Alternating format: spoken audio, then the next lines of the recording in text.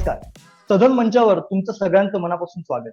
गेल्या काही काळात आम्ही सोशल मीडियावर फारसे तुम्हाला दिसलो नाही, कारण आम्ही सदन ऍपमध्ये म्युच्युअल फंड सुविधा सामील करण्यात गुंतलो आणि तुम्हाला सांगायला अत्यंत आनंद होतोय की या गुढीपाडव्याला आम्ही आमची म्युच्युअल फंड सेवाही सुरू केली. आता सदन मधून तुम्ही स्टॉक ट्रेडिंग आणि म्युच्युअल फंड अशा दोन्ही प्रकारचे व्यवहार अगदी सहजपणे करू शकता, आणि तेही तुमच्या मराठी भाषेमध्ये. आजपासून आम्ही घेऊन घेत आहोत म्युच्युअल फंड क्षेत्रातील वरिष्ठ अर्थतज्ञांच्या चर्चासत्रांची मालिका. उपक्रमाचा शुभारंभ आम्ही टाटा म्युच्युअल फंड्सच्या अनुभवी फंड मॅनेजर्सशी बोलून करतोय. टाटा म्युच्युअल फंड म्हणजे देशातील अग्रगण्य म्युच्युअल फंड्स पैकी त्यांच्या फंड मॅनेजर्सच्या मार्गदर्शनाचा आपल्या सगळ्यांनाच खूप फायदा होईल याची मला खात्री आहे. तर आज आपण बोलणार आहोत अमेय साठे यांच्याशी. ते टाटा फ्लेक्सी कॅप फंड या स्कीम फंड्सचे मॅनेजर आहेत. त्यांना या क्षेत्राचा प्रदीर्घ अनुभव आहे आणि त्यांनी याआधी इतर नामांकित वित्त कंपन्यांमध्ये सुद्धा काम केले. अमेय सर, जर तुम्ही तयार असाल तर आम्ही आपल्या चर्चासत्राला सुरुवात करूया. नक्की नक्की. आणि सगळ्यांच्या आधी तुम्हाला धन्यवाद मला तुमच्या मंचावर बोलवल्याबद्दल.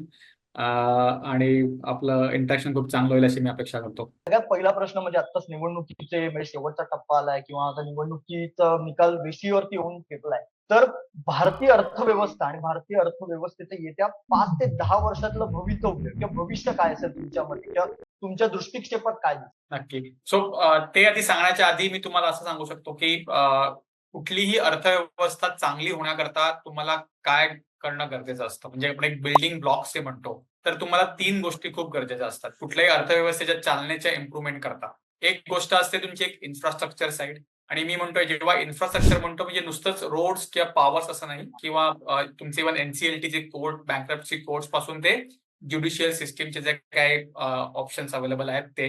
दुसरं इम्पॉर्टंट पार्ट असतो तुमचे करंट जी कॅपॅसिटी आहे इकॉनॉमीमध्ये त्याचं युटिलायझेशन किती आहे, डिमांड कसं आहे, एम्प्लॉयमेंट कसं आहे, दॅट इज सेकंड.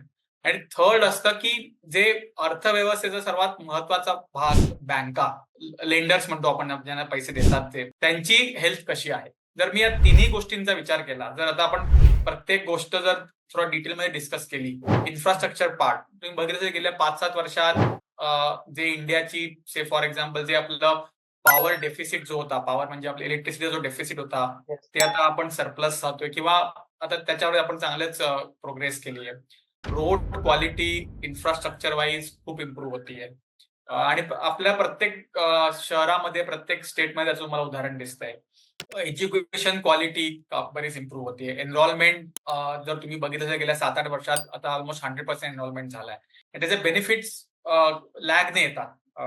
त्यामुळे education side, so I infrastructure साईडवर भरपूर एफर्ट्स टाकले गेलेत. ज्युडिशियल साईड पण आपण रिफॉर्म बघतोय. एनसीएलटी कोर्ट्स, बँक्रप्सी जे खूप महत्वाचा पार्ट असतो कुठल्याही इकॉनॉमीचा, त्यांचं पण बरंच स्ट्रेंथनिंग किंवा ते खूप सक्षम झाले आहेत.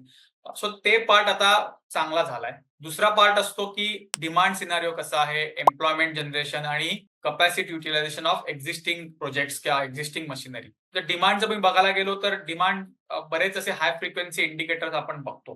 त्याच्यामध्ये काय असतं, जीएसटी कलेक्शन असतं किंवा पॉवर कन्झम्पशन असतं किंवा बँकांचा क्रेडिट ग्रोथचा डेटा असतो. हे कुठलेही हाय फ्रिक्वेन्सी डेटा पॉईंट बघितलेत तर सगळे almost I will say 80 to 85% आहेत पॉझिटिव्ह, ग्रीन मध्ये आहेत. सगळ्यांमध्ये एनिवेअर बिटवीन से 7 ते 12% पण 13% अशी ग्रोथ येते वाय बेसिस, प्रत्येक वर्षाच्या बेसिसवर. सो ती मोमेंटम खूप चांगला आहे. कपॅसिटी युटिलायझेशन जर मी बघितलं, जे एक्झिस्टिंग जी कपॅसिटी इंडियामध्ये आहे सगळ्या वेगवेगळ्या कंपन्या टाकलेली, ती आता 75-76% क्रॉस केली. नॉर्मली आपण बघतो की जे मोठं कॅपेक्स जे असतं ते नॉर्मली 78-80% झालं की ते येतं. सो तो पण एक बिल्डिंग ब्लॉक आता प्लेस झालेला आहे की जो खूप इम्पॉर्टंट आहे इंडियन इकॉनॉमी करता. आणि जो तिसरा आस्पेक्ट आहे, जो बँकांची जी अर्थव्यवस्था, बँकांची जी फायनान्शियल पोझिशन म्हणतो आपण, ती probably one of the best आहे. तुम्ही बघितलं असेल गेल्या 10 वर्षांमध्ये ऍसेट क्वालिटी, एनपीए म्हणतो आपण, जे नॉन परफॉर्म किंवा खराब लोन्स आपण म्हणतो, खराब बॅड लोन्स, ते खूप जास्त होते. पण गेल्या 4 वर्षात तुम्ही बघितलं तो नंबर जो सिस्टीम लेवलला आधी 10-12-13% होता, तो नंबर सिस्टीम लेवलला 2%, 1.5%, 1.5% वर आलेला आहे. त्यामुळे काय होतं, जेव्हा बँकांची परिस्थिती खूप स्ट्रॉंग असते ते लोन देतात, आणि लोनचा काय असतो, एक मल्टिप्लायर इफेक्ट असतो इकॉनॉमीवर. एक लोन दिलं की त्याचा 4 लोन्स नवीन तयार होतात.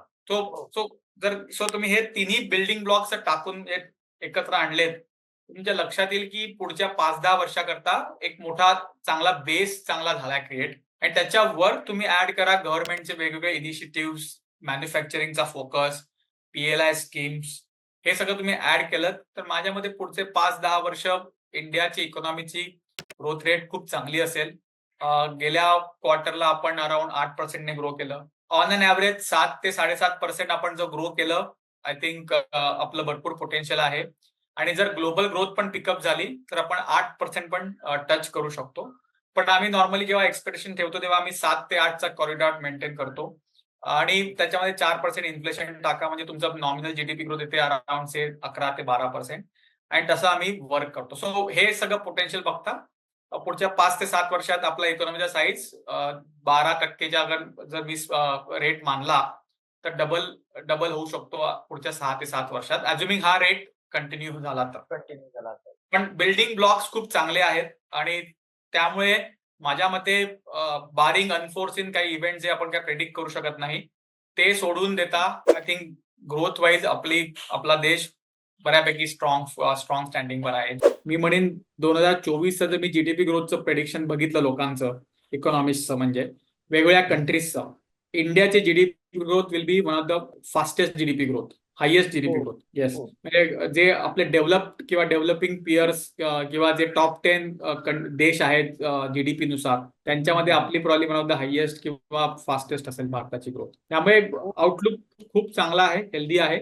सो नेट 7.5% ची growth is a good growth माझ्या मते फॉर भारताच्या इकॉनॉमी करता. थोडं लॉंगिश जरा जास्त डिटेलमध्ये आन्सर दिलं, पण म्हटलं की एक एक्सप्लेन करणं गरजेचं आहे की काय गरज म्हणजे इकॉनॉमिक ग्रोथ कशामुळे ड्राईव्ह होते हे करणं गरजेचं आहे.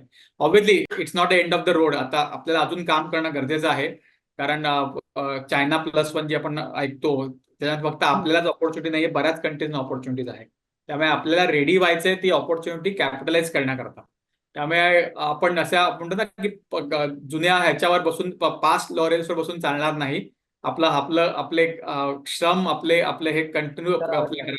येस, तुम्ही मगाशी अर्थव्यवस्था बोलताना वेगवेगळे सेक्टर्स सांगितले की कोणकोणत्या क्षेत्राचा आपल्या भारतीय अर्थव्यवस्थेवरती परिणाम झालाय किंवा होतोय, तर तुम्हाला असं काय वाटतं की कोणत्या क्षेत्राचा पुढील काही वर्षांमध्ये खूप जास्त विस्तार होईल आणि प्रगती होईल आणि ती का, म्हणजे असं तुम्ही का बघताय की त्या क्षेत्रांचा खूप जास्त विकास होईल किंवा विस्तार होईल? तर तुम्ही आपल्या भारतीय अर्थव्यवस्था जर तुम्ही हे बघितलं, कॉम्पोजिशन बघितलं, तर आपली आतापर्यंतची जी अर्थव्यवस्था होती ती सर्व्हिस ओरिएंटेड होती. म्हणजे आपलं IT इंडस्ट्री किंवा नॉलेज बेस्ड जे आपण म्हणतो म्हणजे त्या ओरिएंटेड होती. आपण एवढे मॅन्युफॅक्चरिंग मध्ये आपण एवढे प्रबळ नव्हतो. पण गेल्या 2-3 वर्षामध्ये गव्हर्नमेंटने खूप एम्फोसिस केलाय. आपण बघतोय इव्हन ऍपलचे आयफोन पण आता भारतामध्ये प्रोड्यूस होतोय. बऱ्याचशा ऑटो कंपन्याच पण भारतात प्लांट टाकायचा विचार करतायत.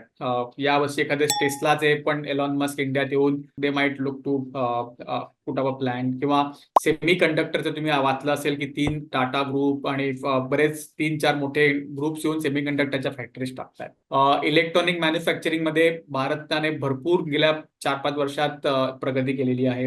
आधी तुम्ही वाचलं असेल, आधी आपण जेव्हा एसी पण यायचे, एसी सगळे पार्ट चायनामधून इम्पोर्ट यायचे. आता आपण बरेच स्वतः आता प्रोड्यूस करतो. त्यामुळे आता जेन्युनली मेड इन इंडिया आपण म्हणतो जे भारतात बनवलं ते खरोखर भारतात बनवलेलं आहे. त्यामुळे माझ्या मते गव्हर्नमेंटचे जे एफर्ट्स आहेत, जे एक मोमेंटम आलाय, मॅन्युफॅक्चरिंग जी एक ट्रान्सफॉर्मेशन आपण म्हणतो भारतीय इकॉनॉमीचा, अर्थव्यवस्थेचा, की सर्व्हिस ओरिएंटेड पासून ते मॅन्युफॅक्चरिंग पर्यंत, तो आय थिंक ट्रान्सफॉर्मेशन माझ्या मते जर आपण असेच एफर्ट्स चालू ठेवले तर चांगला होऊ शकतो आणि त्याच्यामध्ये भरपूर ऑपॉर्च्युनिटीज आहेत. सो दॅट ते एक सेक्टर. दुसरं सेक्टर मला वाटतं जे खूप महत्वाचं आहे, जे आणि अर्थव्यवस्थेशीच लिंक्ड आहे, ते आहे फायनान्शियल सर्व्हिसेस. त्याच्यामध्ये तुम्ही लोन देणाऱ्या कंपनीज बघा किंवा इन्शुरन्सचे कंपनीज बघा किंवा आपल्या ऍसेट मॅनेजमेंट कंपनीज म्हणतो ते बघा. आय थिंक पेनेट्रेशन जे आहे फायनान्शियल प्रोडक्ट्स इंडियामध्ये ते खूप कमी आहे. जर मी डेव्हलप कंट्रीजचे नंबर्स बघितले किंवा डेव्हलपिंग कंट्रीजचे नंबर बघितले, इंडियामध्ये भरपूर स्कोप आहे. म्हणजे अजूनही आपले बरेच सेव्हिंग फिजिकल ऍसेट्समध्ये आहेत, जे जेव्हा फायनान्शियल ऍसेट्समध्ये कन्वर्ट होतील तेव्हा ही सगळी इकोसिस्टीम खूप मोठ्या स्केलवर बेनिफिट होईल. माझ्या मते हे पण सेक्टर जे आहे त्याचं खूप चांगले प्रॉस्पेक्ट्स आहेत आणि हे डायरेक्टली इकॉनॉमीशी लिंक्ड आहे. त्यामुळे इकॉनॉमीने चांगलं केलं तर डेफिनेटली फायनान्स सर्व्हिस पण सेक्टर चांगलं करेल. त्यामुळे हे दुसरं सेक्टर आहे जे मला वाटतं की ज्याच्यामध्ये पोटेन्शियल आहे. तिसरं सेक्टर जे मला वाटतं ज्याच्यामध्ये इंडियाने ऍक्च्युली खूप चांगलं काम केलं आहे ते आहे IT industry. I think IT आपलं आधीपासूनच खूप स्ट्रॉंग पॉईंट होता आणि तो आपण कंटिन्यू करतोय. आणि आणि त्याच्यामध्ये आय थिंक आपला परफॉर्मन्स किंवा आपलं कंपन्यांचं जे आउटलुक आहे ते खूप चांगलं आहे. खूप चांगल्या पद्धतीने कंपन्यांनी मॅनेज केलंय आणि जे पोटेन्शियल आहे ग्रोथ करता ते खूप चांगलं आहे. आणि end of the day IT sector is बघायला गेलात तर जे आपण व्हाईट कलर जॉब म्हणतो ते आयटी इंडस्ट्रीमधूनच खूप जास्त येतात. त्यामुळे जोपर्यंत आपलं हे मॅन्युफॅक्चरिंगचं ट्रान्सफॉर्मेशन होत नाही तोपर्यंत आयटी इंडस्ट्री चांगली केली तर इंडियाकडचे प्रॉस्पेक्ट खूप चांगले होतात. आणि लास्ट जे चौथं सेक्टर आहे जे मला वाटतं की प्रॉब्ली एवढे अप्रिशिएट नाही होत इंडियामध्ये, फार्मा सेक्टर. आय थिंक इंडियाचं फार्मा सेक्टरचं पोटेन्शियल पण खूप खूप चांगलं आहे. इनफॅक्ट युएस मध्ये आता एक त्यांनी ऍक्ट पास केला हेल्थ केअरचा, त्याच्यामध्ये त्यांनी म्हटलं की आम्ही चायनाचे संबंध कमी करू, तो चायनीज कंपनीकडून आम्हाला काही नकोय सप्लाय वगैरे. त्याच्यामध्ये इंडियन जे प्लेयर्स आहेत फार्मामधले ते एक मोठं मार्केट इंडियाकरता ओपन अप होऊ शकतं. आणि इंडियाच्या फार्मा कंपनीजचे capabilities is again a very world class. So pharma सेक्टरचं पण मला वाटतं पुढच्या 5 ते 10 वर्षात खूप मोठं पोटेन्शियल आहे चांगलं करण्याचं. आता तुम्ही हे 4 सेक्टर बेसिकली सांगितले की जे पुढच्या 5 वर्षात कसे प्रगती करेल, किती विस्तार त्याचा आहे. पण असे कोणते घटक आहेत का की ज्यामुळे या प्रगतीत थोडेसे अडथळे निर्माण होऊ शकतात किंवा त्याचा वेग थोडासा मंदावू शकतो? सी त्याच्यामध्ये आता काय 3-4 गोष्टी माझ्या नेहमी डोक्यात येतात. एक असतं एक ग्लोबल जे आपण जागतिक पातळीवर आपण जी एक युद्धाच्या ज्या आपण ज्या बघतोय गोष्टी की वॉर चालू आहेत, वेगवेगळ्या कंट्रीजमध्ये बॅटल्स चालू आहेत. ते जरा थोडंसं मग ते थोडं निगेटिव्ह एक तो एक काय म्हणतो आपण एक निगेटिव्ह फॅक्टर आहे. कारण आपण किती म्हटलं की भारत खूप चांगला करेल पण भारताला शेवटी बाकीच्या देशांमधून पण सपोर्टची गरज आहे. बिकॉज ते त्यांच्या इकॉनॉमी जर स्लो डाऊन केल्या त्याचा भारतावर इम्पॅक्ट येणार. परिणाम. राईट. सो त्यामुळे हे जे आपण बघतो, जे युद्ध बघतो आपण किंवा जी ग्लोबल अनसर्टन्टी बघतो आपण, ती एक माझ्या मते आपल्याला लक्षात ठेवणं, ध्यानात ठेवणं खूप गरजेचं आहे. कारण बऱ्याच ठिकाणी आपण कॉन्फ्लिक्ट बघतोय होत आहेत ते. आणि त्याच्यामुळे काय होतं, जे कमॉडिटी प्राइसेस आहेत जे ज्याचं भारत सगळे जे इम्पोर्ट करतो, crude oil, copper, zinc, iron and still, everything, अजूनही भारताकडे असं त्याची सेल्फ सफिशियन्सी आली नाहीये. त्यामुळे अजूनही भारतात त्याच्यावर खूप रिलायन्स आहे आणि त्यामुळे मग त्याच्या प्राइसेस वरती जातात. आणि ते झालं की मग काय होतं, भारतात इन्फ्लेशन वरती जातं. मग ते इकॉनॉमीची ग्रोथ थोडी स्लो डाऊन करू शकतो. आणि तिसरा फॅक्टर जे मला वाटतं, जे हवामानाबद्दलचे जे पॅटर्न्स आपण बघतो हल्ली, कधी पाऊस पडतो, कधी काही होतं, ते मला वाटतं खूप खूप चॅलेंजिंग एक आस्पेक्ट आहे. जो भारतासारखा जो देश आहे जो अजूनही शेती करता पाण्यावर किंवा पावसावर विसंबून आहे. हे जे अनटाइमली रेन्स आपण पाऊस जो बघतो, कधी मार्चमध्ये हल्ली पाऊस होतो, कधी मे मध्ये पाऊस होतो, त्याच्यामुळे काय पिकांचं नुकसान होतं. आणि मग शेतकऱ्याचं इन्कम शेवटी अर्थव्यवस्था त्याची शेतावरच आहे. त्यामुळे हे जे हवामान रिलेटेड, वेदर रिलेटेड जे आपण म्हणतो चॅलेंजेस, ते पण मला वाटतं की भारताने त्याच्यावर जरा लक्ष ठेवायला पाहिजे की कसं आपण ऍड्रेस करू शकतो. बिकॉज आपल्याकडे जनता पण खूप आहे आणि त्यामुळे आपले सेल्फ सफिशियन्सी जी आपली फूड प्रोडक्शन मध्ये आहे ती कंटिन्यू होणं खूप गरजेचं आहे. आणि त्याच्याकरता हे जे वेदर रिलेटेड जे चॅलेंजेस आहेत ते आपण ओव्हरकम करणं खूप खूप गरजेचं आहे. तुम्ही 3 महत्वाचे म्हणजे प्रॉब्लेम सांगितले किंवा अडथळे सांगितले. पण त्यातला सगळ्यात महत्वाचा अडथळा की जो आपल्या हातात नाही, की बाहेरच्या देशातील होणारी युद्ध किंवा त्यामुळे जे सतत वातावरण भीतीचं असतं. तर तुमच्यासारख्या मोठ्या वित्त संस्था ज्यावेळेस अशा प्रकारच्या गुंतवणुकीचं संरक्षण किंवा कसं करतात, म्हणजे त्याच्यासाठी तुम्ही काय उपाययोजना करता?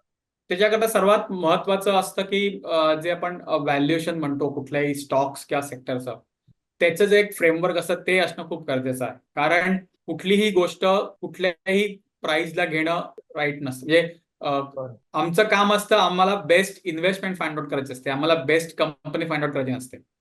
ओके. Right so right. त्याच्याकरता व्हॅल्युएशनचं पॅरामीटर किंवा व्हॅल्युएशनचं एक लक्ष्मण रेखा असणं खूप गरजेचं असतं. आता हे जे भारताच्या बाहेरचे काय कॉन्फ्लिक्ट किंवा जे युद्ध होत आहेत त्याच्यावर आपला काहीच आपण करू शकत नाही, काहीच कंट्रोल करू शकत नाही. पण त्याच्यामुळे जे इम्पॅक्ट होणारे इंडस्ट्रीज आहेत त्यांचं व्हॅल्युएशन कसं आहे, त्यांचे अर्निंग कसे प्ले आउट होत आहेत, ते आम्हाला विचारात घेणं खूप गरजेचं असतं. आणि त्या प्रकारे आमची एक रिस्क मॅनेजमेंट पॉलिसी असते आणि त्या रिस्क मॅनेजमेंटच्या पॉलिसीच्या अंडर आम्ही काम करतो. एक थोडं एक्सप्लेन करतो. सो प्रत्येक Yes. ऍसेट मॅनेजमेंट कंपनीची किंवा वित्त व्यवस्थेच्या मॅनेजमेंट कंपनीची एक इन्व्हेस्टमेंट पॉलिसी असते. जसे आमची इन्व्हेस्टमेंट पॉलिसी आहे ग्रोथ ॲट रिझनेबल प्राइस. त्याचा अर्थ काय असतो की आम्ही कुठलेही बिझनेसेस असे बाय करत नाही किंवा असं नसतं की आमचं एक लक्ष्मण रेखा किंवा एक बाउंड्री लाईन असते. त्या बाउंड्री लाईनच्या बाहेर आमचा कुठल्याही बिझनेसचं व्हॅल्युएशन केलं तर आम्ही नॉर्मली एक्झिट करतो किंवा ट्रिम करतो. आणि आम्ही असं पण नाही करत की कुठल्याही एकदम स्वस्त आहे म्हणून तो बिझनेस विकत घ्या. त्या बिझनेसमध्ये काहीतरी अंडरलाईन ग्रोथ पाहिजे. सो हे जे फ्रेमवर्क आहे तो प्रत्येक कंपनीचं असं एक फ्रेमवर्क असतं. आमचं आहे ग्रोथ ॲट रिझनेबल प्राइस. ते आमचं इन्व्हेस्टमेंट फ्रेमवर्क आहे. त्याच्यामध्ये भरपूर मोठी लिस्ट आहे आम्ही काय काय करतो याची. पण एक ब्रॉड व्ह्यू असा असतो की एक लक्ष्मण रेखा ठेवाल तुम्ही कुठली जेव्हा कंपनी किंवा कुठलंही सेक्टर बाय करताना किंवा सेल करताना आणि ती लक्ष्मण रेखा फॉलो करा. आता सर्वसामान्यांना पडणारा प्रश्न की हे जे क्षेत्र आहे त्याच्याबद्दल जास्त लोकांना माहिती नाही किंवा खूप उथळ दिसतं, तर सर्वसामान्य लोकांना ह्या क्षेत्रामध्ये गुंतवणूक कशी करता येईल किंवा या आर्थिक प्रगतीत कसं सामील होत आहे? सो जेव्हा कुठला नवीन फर्स्ट टाइम जेव्हा इन्व्हेस्टर म्हणतो आपण किंवा ज्याने पहिल्यांदाच जो इक्विटी मार्केटमध्ये इन्व्हेस्ट करतो त्यांच्याकरता जे फंड्स असतात, मी नॉर्मली सांगतो की तुम्ही फ्लेक्झी कॅप जी कॅटेगरी आहे तर फ्लेक्झी कॅप कॅटेगरीमध्ये सो डिफरंट कॅटेगरीज असतात. तुम्हाला माहितीच आहे, लार्ज कॅप असतं, मिड कॅप असतं, स्मॉल कॅप असतं, फ्लेक्झी कॅप आहे, मल्टी कॅप आहे. फ्लेक्झी कॅप ही जी अशी कॅटेगरी आहे ज्याच्यामध्ये तुम्हाला मार्केट कॅपचं काही रिस्ट्रिक्शन नाहीये, बरोबर. त्यामुळे जो इन्व्हेस्टर असतो त्या इन्व्हेस्टरला या कॅटेगरीमध्ये सगळ्या टाईपचे स्टॉक्सचं एक्सपोजर मिळतं. आणि फंड मॅनेजर जो असतो त्याचं कामच असं, दिवसभर आमचं हेच काम असतं की कुठल्या कंपन्यांना कुठल्या सेक्टर्सना घ्यायचंय, नाही घ्यायचंय, विकायचंय, बरोबर. तर जेव्हा जेव्हा आम्हाला वाटतं की लार्ज कॅप स्वस्त वाटतायत आम्ही आमचं लार्ज कॅपचं एक्सपोजर वाढवतो. जेव्हा जेव्हा आम्हाला वाटतं मिड कॅप स्मॉल कॅप स्वस्त वाटतायत आम्ही त्यांचं एक्सपोजर वाढवतो. किंवा जेव्हा आम्हाला वाटतं की स्मॉल कॅप आता खूप महाग झालेत त्यांचं एक्सपोजर कमी करतो. त्यामुळे जो इन्व्हेस्टर आहे त्याला एकतर सगळ्याचं एक्सपोजर मिळतं आणि रिस्क वाईज ऑल्सो तो सगळीकडे प्रोटेक्ट केला जातो. त्यामुळे मी नेहमी फ्लेक्झी कॅपच सांगतो लोकांना. आणि अजून एक, जर तुम्ही हिस्टॉरिकल रिटर्नचा जर अनालिसिस केला, ठीक आहे, तुमच्याकडे आहेत 4 categories broadly, large cap, mid cap, small cap आणि फ्लेक्झी कॅप. ओके, तर तुम्ही या 4ही कॅटेगरीचे रिटर्न्स प्लॉट केलेत, ओके, आणि मल्टी कॅप पण टाका, 5ही कॅटेगरीचे मी रिटर्न्स प्लॉट केलेत गेल्या 10 वर्षाचे और 15 वर्षाचे जेव्हापासून जो डेटा अवेलेबल आहे. फ्लेक्झी कॅप ही अशी कॅटेगरी आहे ज्याचे रिटर्न्स नेहमी मिडल मध्ये असतात. ओके, सो वरती कधी तुम्हाला लार्ज कॅप दिसेल, कधी स्मॉल कॅप दिसेल, खाली कधी तुम्हाला स्मॉल कॅप किंवा मिड कॅप दिसेल, पण फ्लेक्झी कॅप नेहमी तुम्हाला कन्सिस्टंटली स्टेबल रिटर्न्स देतो. आणि त्यामुळे जो फर्स्ट टाइम इन्व्हेस्टर आहे किंवा ज्याला लॉंग टर्म खूप त्याचा व्ह्यू आहे त्याला त्याच्याकरता फ्लेक्झी कॅप ही फंड कॅटेगरी खूप चांगली आहे माझ्या मते, ज्यात तुम्हाला सगळ्या टाईपचं एक्सपोजर तुम्हाला कॅपिटलाइज करता येतं. आता चर्चासत्रातला सगळ्यात शेवटचा प्रश्न म्हणजे आपण आता तुम्ही एवढं सगळं जे काही आम्हाला सांगितलं, तर तुम्ही टाटा म्युच्युअल फंडच्या अशा कोणत्या स्कीम मध्ये आम्ही गुंतवणूक करण्याचा सल्ला द्या? सो नॉर्मली मी आता जर मी बोललो फ्लेक्झी कॅप कॅटेगरी खूप चांगली कॅटेगरी आहे, तर मी नेहमीच सांगेन टाटा फ्लेक्झी कॅप फंड तुम्ही बघू शकता. खूप चांगला आहे. आणि देन नंतर मग काय होतं की मग इन्व्हेस्टरचा काय चॉईस आहे.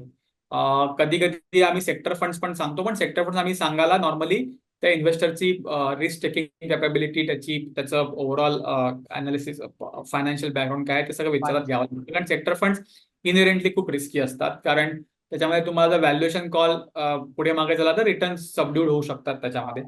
आणि आणि अजून एक चॅलेंज मला असं वाटतं की जे इन्व्हेस्टरचं बिहेवियर असतं की जे चांगलं करतं त्याच्यामध्ये टाकायचं, दॅट ऑल्सो गुड बिहेवियर, पण कधी रिटर्न चेंज नका करू लाईफमध्ये. आणि तुमचं जे एक सिस्टमॅटिक इन्व्हेस्टमेंट प्लॅन जे एक स्ट्रॅटेजी आपण SIP म्हणतो, ती इन्व्हेस्टरने कंटिन्यू करणं कन्सिस्टंटली खूप गरजेचं आहे. आणि एस्पेशली अशा वेळी ज्यावेळी मार्केट थोडं टाइम करेक्ट होतं किंवा प्राइस होतं त्यावेळी तर खूप मॅटर करतं. So from a new investor perspective किंवा एक्झिस्टिंग इन्व्हेस्टर पर्स्पेक्टिव्ह ऑल्सो मी म्हणेन टाटाचा तुम्ही फ्लेक्झी कॅप बघू शकता.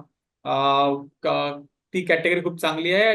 You can focus on that. आणि जर अजून कोणाला बाकी काय फंड बघायचे असतील देन त्याचं जर रिस्क ॲपेटाईट आहे, large cap, mid cap, small cap किंवा मल्टी कॅप, तो एक्सप्लोर करू शकतो. तर थँक्यू व्हेरी मच की आज तुम्ही वेळात वेळ करून आमच्याशी संवाद साधलात आणि उपयुक्त माहिती दिलीत.